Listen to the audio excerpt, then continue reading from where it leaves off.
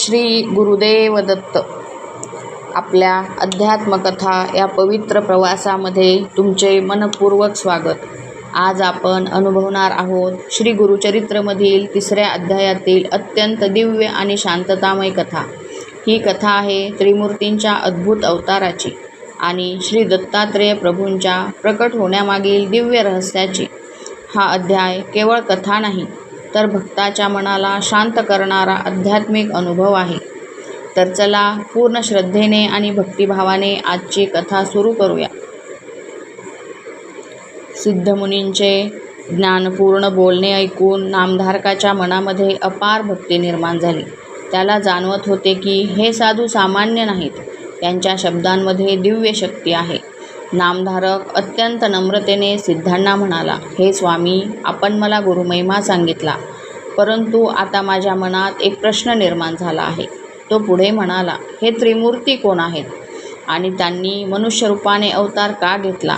नामधारकाचा प्रश्न ऐकून सिद्धमुनी प्रसन्न झाले. त्यांच्या मुखावर शांत हास्य उमटले. सिद्ध म्हणाले, या संपूर्ण सृष्टीचे संचालन 3 दिव्य शक्ती करतात. ब्रह्मा सृष्टीची निर्मिती करतात, विष्णू सृष्टीचे पालन करतात आणि महेश संहार करतात. ही तिन्ही रूपे वेगळी दिसत असली तरी त्यामागील परमात्मा एकच आहे. सिद्ध पुढे म्हणाले, जेव्हा पृथ्वीवर अधर्म वाढतो, जेव्हा भक्त दुःखी होतात, तेव्हा हेच त्रिमूर्ती भक्तांच्या रक्षणासाठी अवतार घेतात.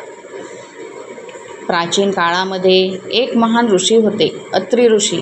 त्यांची पत्नी होती अनसूया माता. अनसूया माता अत्यंत पतिव्रता, पवित्र आणि तपस्विनी होत्या. त्यांच्या पतिव्रत धर्माची कीर्ती संपूर्ण त्रिलोकामध्ये पसरली होती. देवसुद्धा त्यांच्या तेजापुढे नतमस्तक होत होते. एकदा देवांच्या पत्नीच्या मनामध्ये विचार आला, अनसूयेचे पतिव्रत्य इतके महान कसे? त्यांनी ब्रह्मा, विष्णू आणि महेश यांना विनंती केली, तिची परीक्षा घ्या. एक दिवस ब्रह्मा, विष्णू आणि महेश हे तिघेही साधूंच्या वेशात अत्री ऋषींच्या आश्रमात आले. त्यावेळी अत्री ऋषी आश्रमामध्ये नव्हते. अनसूया मातांनी त्या अतिथींचे आदराने स्वागत केले. तेव्हा त्या तिघांनी एक विचित्र मागणी केली. ते म्हणाले, आम्हाला भोजन द्या, परंतु एक अट आहे. तुम्ही वस्त्र न घालता आम्हाला भोजन वाढले पाहिजे. क्षणभर वातावरण शांत झाले. ही एक कठीण परीक्षा होती, परंतु अनसूया माता घाबरल्या नाहीत. त्यांनी आपल्या पतिव्रताच्या सामर्थ्याने त्या तिघांना लहान बालकांमध्ये परिवर्तित केले आणि मातृभावाने त्यांना भोजन दिले. अनसूया मातांच्या पतिव्रत्याने त्रिमूर्ती अत्यंत प्रसन्न झाले. त्यांनी आपले मूळ दिव्य रूप प्रकट केले. ते म्हणाले, हे सती, तुझ्या पवित्रतेने आम्ही प्रसन्न झालो आहोत. आम्ही तुझ्या पोटी पुत्ररूपाने जन्म घेऊ. यानंतर त्रिमूर्तीच्या तेजातून एक दिव्य बालक प्रकट झाले. तेच श्री दत्तात्रेय.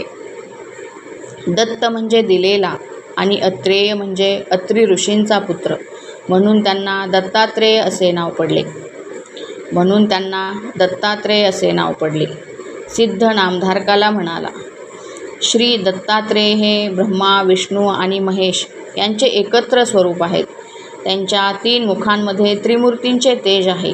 त्यांच्या चरणांमध्ये संपूर्ण विश्वाची करुणा आहे. ते सदैव भक्तांच्या रक्षणासाठी पृथ्वीवर भ्रमण करतात. सिद्ध पुढे म्हणाले, कलियुगामध्ये दुःखी जीवांचा उद्धार करण्यासाठी श्री दत्तात्रेयांनी अनेक अवतार घेतले. भक्तांचे दुःख दूर करणे, त्यांना योग्य मार्ग दाखवणे आणि मोक्षाचा मार्ग सांगणे हेच त्यांच्या अवताराचे मुख्य कार्य आहे.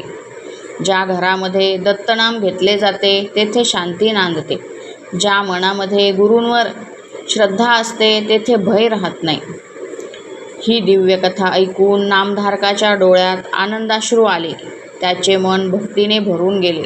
तो नम्रपणे म्हणाला, स्वामी, आज माझा जन्म धन्य झाला. मला साक्षात दत्त महिमा ऐकायला मिळाला. तो सिद्धांच्या चरणी नतमस्तक झाला. मित्रांनो, या अध्यायातून आपल्याला अत्यंत पवित्र संदेश मिळतो. परमात्मा भक्तांच्या रक्षणासाठी अवतार घेतो. पतिव्रत, श्रद्धा आणि भक्ती यामध्ये अमर्याद शक्ती असते.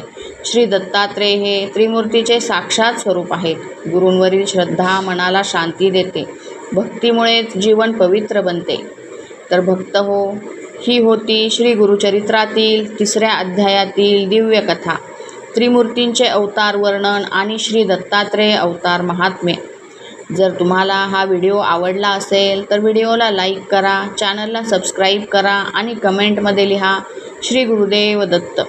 पुन्हा भेटू पुढील पवित्र अध्यायासोबत. श्री गुरुदेव दत्त.